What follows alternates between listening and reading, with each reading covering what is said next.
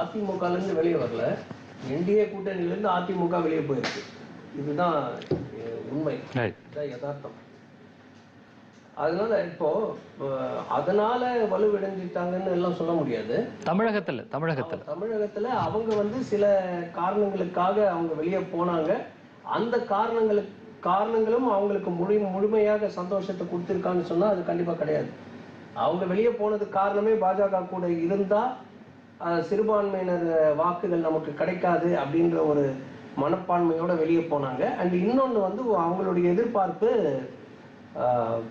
திமுக கூட்டணியிலிருந்து சில கட்சிகள் அதிமுகவோட கூட்டணிக்கு வருவாங்க அப்படின்னு எதிர்பார்த்தாங்க. அதுவும் சரி வரல, இது வரைக்கும் சரி வரல.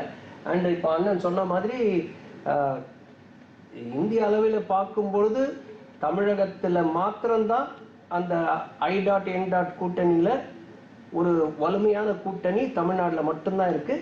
மற்ற மாநிலத்துல எல்லாம் பாத்தீங்கன்னா எல்லா கட்சிகளும் என்ன சொல்றாங்க, நாங்க கூட்டணியில இருக்கோம், ஆனா நாங்க தனித்து போட்டியிட போறோம் அப்படின்னு சொல்றாங்க. அது மக்களுக்கு புரியாதுன்னு தான் நினைக்கிறேன்.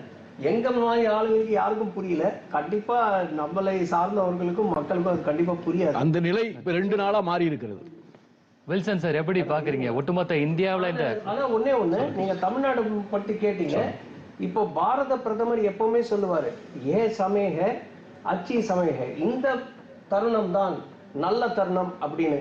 இதை விட ஒரு நல்ல தருணம் தமிழ்நாடு பாஜகவுக்கு வராது.